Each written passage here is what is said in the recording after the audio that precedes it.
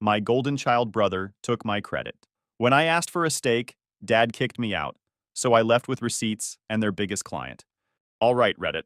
Throw away for obvious reasons. I'm 33 male, Atlanta Stage Facilities Tech, aka the guy who keeps film sets from melting. Dad's been running the Jake is the Future program since diapers, and I've been the ghost in the ducks doing the actual saves. No decade-long recap of the Golden Child franchise. Fast forward to now. Work finally tipped from unfair to clown show. I asked for a steak. Dad tried to boot me, and I hit the big red end scene button. With receipts. I've worked at my dad's company for a long time. We're in Atlanta, handling the technical side of film and TV studio facilities. Basically, we keep stages online. HVAC, power, cooling, and all the random stuff that can shut down a production if it fails. It's not glamorous, but it's specialized, and not many people know how to do it right. I'm one of the people who can. My brother Jake, on the other hand, doesn't touch any of that. He's the business guy. Contracts, spreadsheets, phone calls. He sits at a desk or on his laptop while I'm crawling through ducts or sweating next to a compressor that's about to quit. But in Dad's eyes, Jake is the future, and I'm just labor. That's the theme around here. One morning, I got to the shop at 6:15. Stage 3 had a breaker that tripped during the night, and the whole stage would have been down if I didn't reset it. I reset it, balanced the load, logged it, and the stage was back online before 6:30. Dad walked in right after that. Jake wasn't even in yet, still at home. Dad looked at the order board, saw that stage 3 was cleared, and said out loud, "Good job, Jake, keeping everything on track." Jake hadn't done a thing. I just stared at him because this wasn't once in a while. It happened all the time. I'd fix something. Jake would get the credit. Nobody even blinked because that's just normal here. Later that same day, I went to grab my manifold gauge set from the cage. It's mine. I bought it myself and even logged the serial number as proof. Dad walked by, saw me carrying it, and said, "Why are you using company property for side work?" I told him it was mine, not the shop's. He waved me off and said, "If it's in this shop, it belongs to the company." That's how he talks. Meanwhile, Jake had just gotten a new laptop on the company card. Nobody called that company property. Nobody asked why he needed it. Nobody checked if he used it for personal stuff. I didn't bother arguing. I just snapped another photo of the serial tag to add to my file, because I've learned the only way to protect myself is to keep proof. If you walk through our office hallway, it's even more obvious. There's a wall covered with framed photos and magazine clippings. The wall is full of Jake's ribbon cuttings and handshakes, while my biggest projects just show up as anonymous team achievements. Talk which means Jake's face with a clipboard while I'm somewhere behind the wall, duct taping a solution until parts arrive. I'm invisible on that wall. If you didn't know better, you'd think Jake was the one sweating through jobs while I was just some helper. Even the parking lot proves the point. Jake has a reserved spot with his name painted on the curb. I don't. Every morning I loop the block trying to find a spot, then haul gear across half a block to the shop. By the time Jake shows up mid-morning, he pulls into his reserved spot and strolls in. That's the setup. That's how it is every single day. A couple weeks before I finally decided I'd had enough, I sat down with Dad in his office. His desk was stacked with files and invoices. I told him flat out, "I know I'm not management material. I don't want to run the company, but I keep the actual jobs from falling apart. I asked for some kind of stake, not half, not control. Just something that said I was more than labor, like 15% non-voting shares, or phantom equity, or profit sharing. I wanted a path, something that tied me to the future of the business." Dad looked at me and said, "There's only room for one captain." Jake's been preparing for this since he was a kid. Estate planning has to be simple. I asked what that meant for me. He said, "You'll be taken care of when I'm gone." That was it. He basically told me my reward for years of work would be inheritance when he dies. I reminded him that I was the one actually keeping the equipment online and the clients happy. He said, "You were never going to carry this name." That was the line that told me he'd already decided who mattered and who didn't.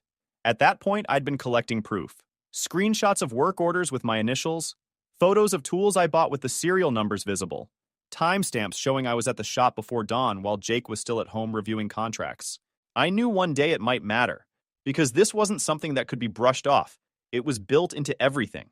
Jake was always going to be the golden brother, and I was always going to be treated like I was disposable. It didn't matter if I fixed a stage that saved a production from losing millions. In Dad's story, Jake did the heavy lifting. That's the world I was living in. That's the baseline of how things worked at the company. After that, I knew where I stood, and that's when I decided I was going to hand in my notice. After that conversation with Dad, I decided I was done. I wrote up a formal resignation letter, gave 4 weeks' notice, and dropped it on his desk one afternoon. I thought it was the respectful way to do it, give him plenty of time to replace me, train somebody, whatever. Dad read it, looked up at me, and said, 2 weeks is generous for a cashier. I told him I was giving 4, not 2. He didn't even acknowledge it, just muttered something about how Jake would figure out scheduling without me. That was his reaction. Years of work, dozens of jobs I kept alive, and he brushed me off like I was quitting a grocery store gig. I walked out of the office, kept my head up, and got back to work. No point in arguing. I knew where I stood. That same week, I got called to a night emergency at stage 7. It was about 1 in the morning when the alert came through. The stage was climbing in temperature fast. I drove out there, checked the system, and found one of the valves half closed. It wasn't broken. It had been turned that way. I don't know who touched it or why, but it was enough to push the system toward failure. Productions lose their minds if a stage gets too hot or too cold. People panic about condensation, cameras fogging, talent refusing to shoot. I had maybe an hour to get it under control before the whole schedule blew up. I grabbed parts from the truck, built a temporary bypass, and logged the readings as the temperature started dropping back to normal. I took photos of the setup, screenshotted the temp charts, and sent the incident report, all before sunrise. By the time Dad showed up, the crisis was already over. He walked in, saw everything online, and told the crew, "That's why Jake's scheduling works." Jake hadn't even been there. He was at home asleep. I bit my tongue.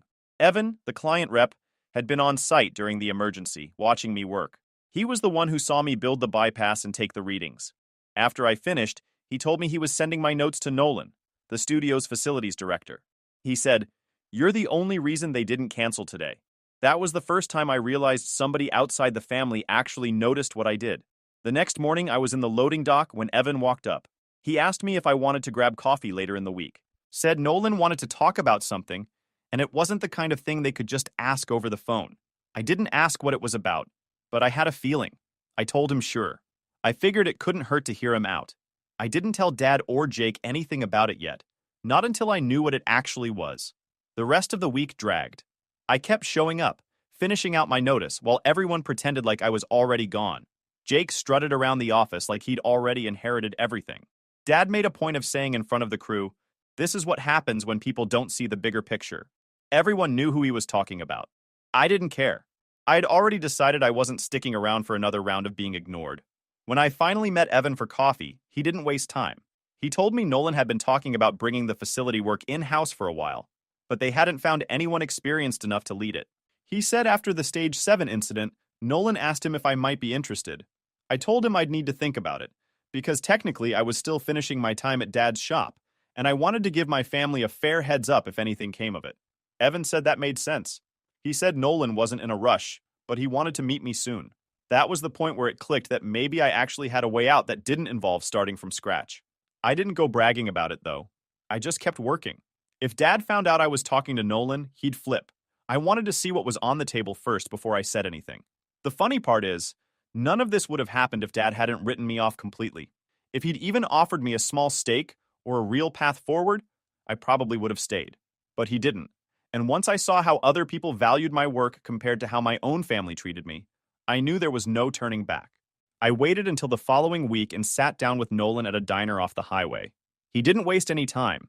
He said the studio had been talking about bringing all the facilities work in-house for months, but they couldn't find anyone with the right mix of technical skill and experience. He said, "We've seen your logs. Evan showed me the bypass you built at Stage 7. That's the kind of person we need running this." He told me straight that they wanted to hire me to build the department, not just as another worker. They wanted me to lead it, set up systems, hire people, and run it the way it should be run. I told him I was still technically employed at my dad's shop, finishing my notice. Nolan said he understood and wasn't asking me to break anything. He said HR could set up a paid trial through a staffing vendor so it wouldn't overlap with Dad's contracts. I said I'd need to think about it, and that I planned on telling my family before anything was official. Nolan nodded and said, "That's the right move, but if you're interested, we're serious." I left that meeting and decided I should at least give Dad and Jake the courtesy of knowing what was going on. Not because they deserve it, but this is business, and I'm committed to being loyal to my job. I walked into the office the next morning and told them Nolan had talked to me about possibly building an in-house team. Dad leaned back in his chair, crossed his arms, and said, That's poaching by proxy. Jake was sitting next to him with a folder already ready to slide across the desk. Inside was a counteroffer. They called it Director of Field Ops. The title looked fancy, and there was a small raise and a retention bonus. But as I read through the packet, I saw the clause tucked in the middle. It was a multi-year non-compete that said I couldn't work in the industry at all if I left. I circled it with my pen and pushed it back to Jake. I said, "So basically you're trying to keep me chained here without giving me any real stake." Jake smiled like he was proud of the trick. Dad said, "Men who lead don't read every clause. They sign and commit." I told them I wasn't signing it. Jake tried to say the clause was standard, but I'd already seen enough. That was the end of that conversation. That afternoon, I sent Nolan and HR a PDF I'd been keeping. It had everything in it. Emails showing Evan contacted me first, work order logs with my initials, invoices for the tools I bought with my own money, and screenshots of timestamps showing I was there before dawn most days. I didn't want any question about whether I'd approached them or stolen clients. HR replied within the hour and said they'd handle the trial through a third-party vendor to avoid any conflict. They told me it would be a 72-hour assessment on a stage that Dad's shop didn't service. When I showed up for the trial, they had a stage offline that needed to be brought up by Monday morning for a commercial shoot. It wasn't just one issue, it was half the system. They gave me 3 days, a budget for parts, and the authority to call in whatever vendors I needed. I got to work. I mapped the work, rushed in parts, delegated smaller tasks, and by day 3, the stage was back online. By the end of the 3rd day, the stage was online, cooling held steady, and everything was logged with readings and photos. Monday morning, the commercial team walked in and never even knew the place had been down. Nolan stopped by and looked over the logs. He nodded, said, "This is exactly why we wanted you." Evan told me the studio execs were already talking about a permanent position. That night, while I was finally heading home, I saw my phone blowing up. The industry newsletter had run a piece with the headline, "Studio Poaches Family Tech." And it painted it like I'd been sneaking behind Dad's back to steal his biggest client. I knew immediately where that came from. Dad and Jake had been talking. The next morning, I found out for sure. A guy I know at another shop texted me and said Jake forwarded him the article with a note about me being untrustworthy. I didn't respond. Instead, I sent the article to HR and attached the PDF I'd already given them. They replied again saying, "We have the full timeline. Don't worry about it. We'll handle any noise." Meanwhile, at the shop, Dad called a meeting with the crew. I walked in halfway through and caught him saying, "This is what betrayal looks like." He didn't say my name, but he didn't need to. Jake was standing beside him, shaking his head like some disappointed politician. They were clearly trying to paint me as the villain before I left. I didn't waste time arguing or giving a speech. I just said, "If you're going to point at someone, make sure you've got the finger for it." Then I clocked in and went back to work. I didn't argue.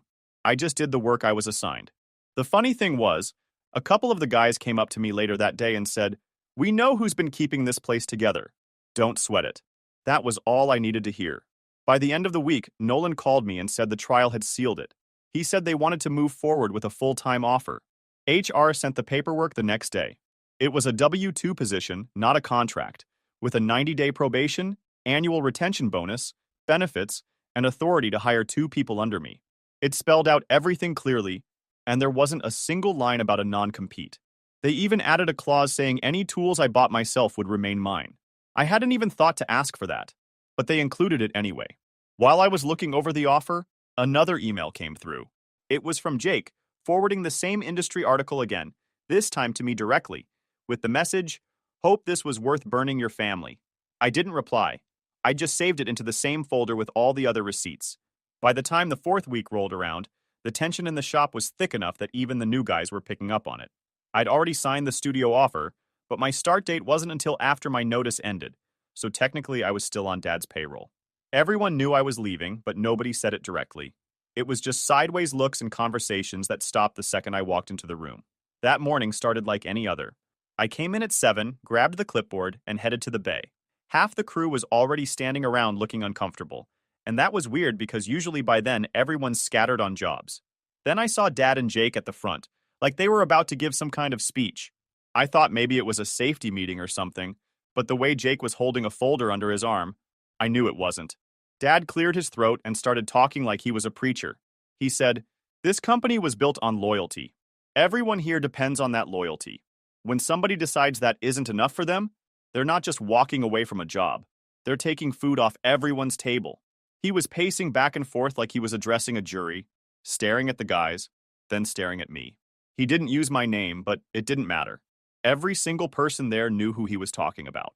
I just stood there with my arms crossed while the crew glanced between me and him.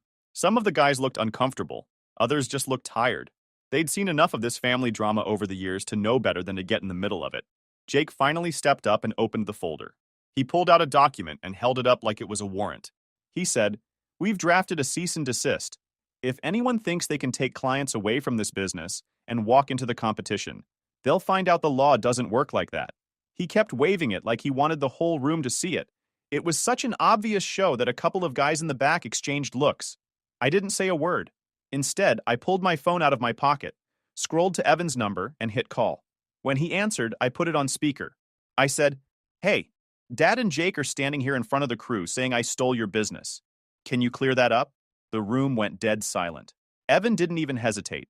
He said, "Hold on," and I heard muffled voices. A minute later, Nolan came on the line. His voice carried across the bay like he was standing there himself. "We've already documented everything," he said. "We initiated contact with you months ago. We have the emails, the texts, the HR paperwork. We've confirmed you didn't solicit us, you didn't recruit staff, and you've honored your non-solicit clause. If anyone claims otherwise, we're prepared to send the full file." I glanced around and saw the crew staring at Dad and Jake. Nolan kept going. "There's no ambiguity. We have the timeline. We reached out first, and you handled it through proper channels. Anyone saying different is misrepresenting the facts." Evan cut back in. "And for the record, we've got every message on file. Nothing's missing. We're covered." Jake slowly lowered the paper he'd been waving. His face didn't move, but you could tell he hadn't expected Nolan himself to get on the phone. Dad looked furious, red creeping up his neck.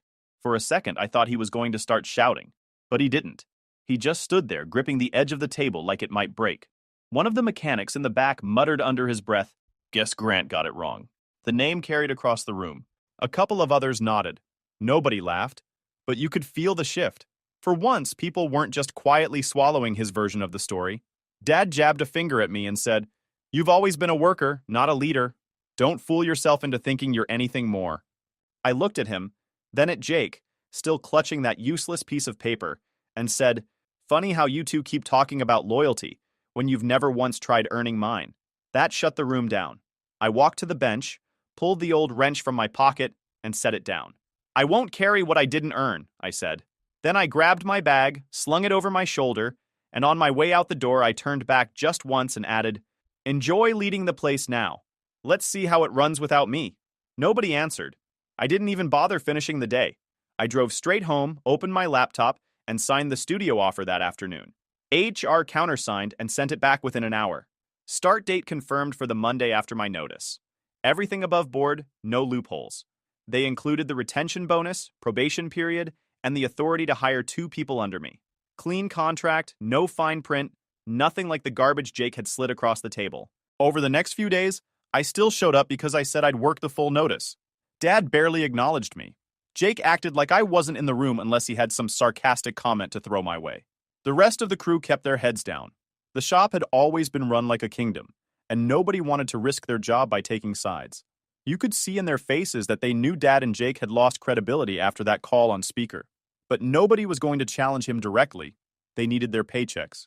On my last official day, I clocked out, emptied my locker, and left without saying a word. Dad didn't come out of his office. Jake didn't look up from his computer.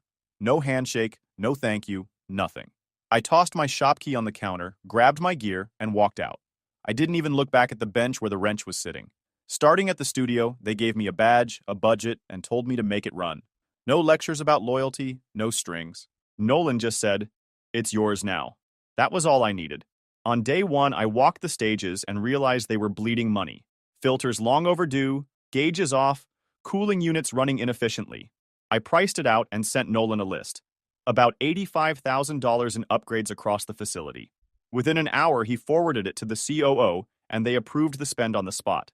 First week in, and I was greenlit to move more money than Dad ever let me touch in 10 years. At his shop, I couldn't get approval to order a $300 gauge without a fight. Here I was managing budgets in the tens of thousands without anyone second-guessing me.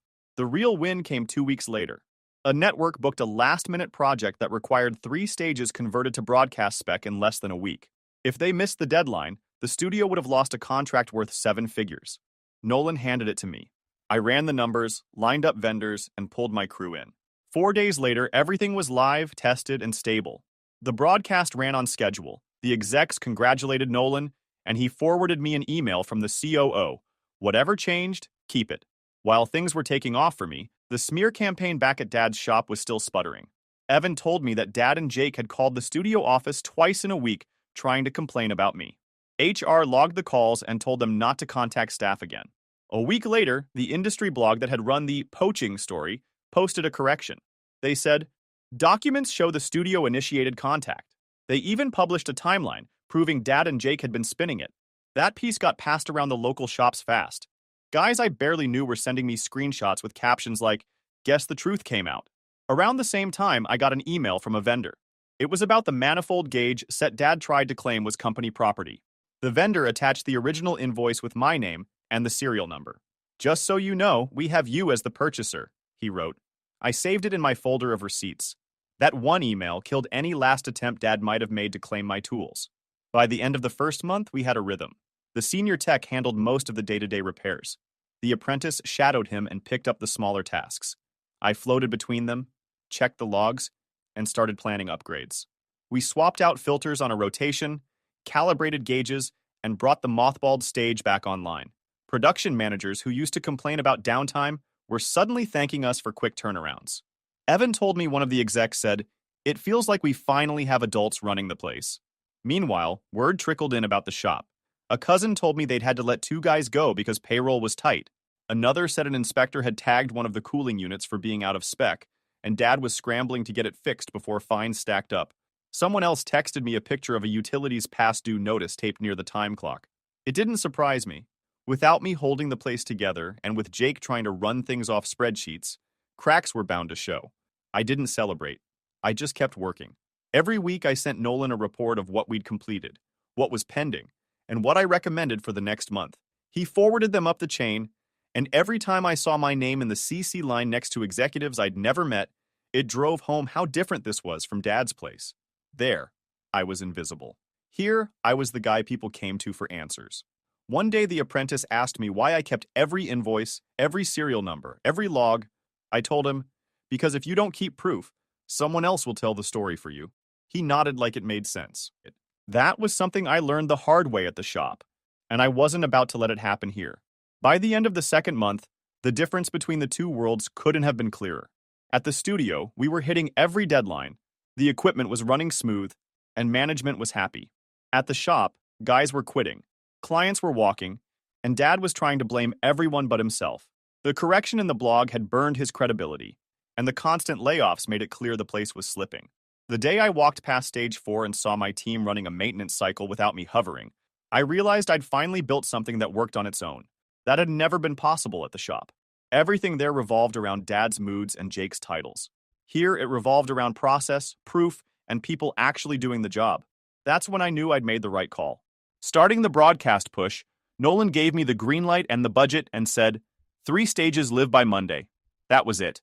I mapped the work, ordered parts, and put my guys on shifts. Day 2, the front desk called, "Grant and Jake are here to see Nolan." They walked into the conference room acting like they owned the building. Evan was already there. Nolan waved me in and told the receptionist to print the visitor log. Jake set a folder on the table and said, "He's under obligations to our company. He can't be here." Nolan looked at me, then at Evan. Evan forwarded an email chain to the room TV. Timestamps from months back where the studio reached out to me first. Nolan said, "We initiated contact." He routed everything through HR. Jake slid a paper across the table anyway. Another draft version of the same fake policy he tried to stick me with at the shop.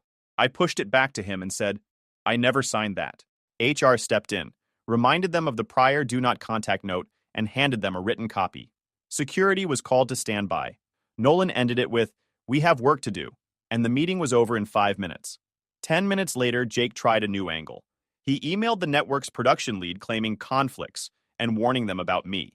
The production lead forwarded it to Nolan with one line. "Is this real?" I attached the same timeline PDF I'd already given HR. Emails, logs, invoices with serials, and replied, "Studio initiated, no solicit, clean start date." Nolan wrote back, "All good," and the network replied, "See you Monday." While parts were landing, they tried one more stunt. Dad called the COO's assistant, asking for a short meeting to protect our mutual interests. The assistant looped legal. Legal answered with a two-sentence reply and attached the call logs and HR notes. The calendar stayed closed. No meeting. We finished the conversion in 4 days. 3 stages, broadcast spec, stable. The network walked the rooms, signed the checklist, and left. Nolan forwarded a note from the COO. "Whatever changed, keep it." I replied, "Delivered on time. Budget, $82,400. Saved the contract north of 7 figures." By Tuesday, the lobby had a memo posted for reception. If Grant or Jake showed up again, route to security and legal, no exceptions. Evan sent me a screenshot of the entry in the system with their names and the prior incident attached. The same morning, a vendor texted me a photo of a mass email Jake sent around town about me breaching agreements. The vendor's reply was one line: "Send the signed agreement." There wasn't one. Thread died. 2 days later, Dad showed up without an appointment and planted himself in the lobby. Reception rang upstairs. "Grant's here. No meeting on the calendar." By the time I got down, he was shouting about my client and my shop like any of that applied in this building. The receptionist had the visitor policy printed on the desk. Security stood by, waiting for a clean reason to move him. I walked up and kept it simple. Have a little respect for yourself. This is a workspace. You're not on the schedule, and you're not a vendor here. He tried to restart the speech. I pulled a 20 from my wallet and held it between 2 fingers. "Taxi's cheaper than burning what's left of your reputation." He looked at the bill. "Put the 20 on my inheritance," I said, and set it on the counter. Security opened the door. Dad took the cash, still talking, and they walked him out to the curb. Reception logged the incident number, printed the time, and added "escorted off premises" to the note. The front desk tagged his name in the system with "route to security/legal only." Evan stepped out of the elevator, saw the memo getting stamped, and said, "All set?" I nodded and headed back upstairs. HR emailed a minute later with the incident summary and a thank you for keeping it brief.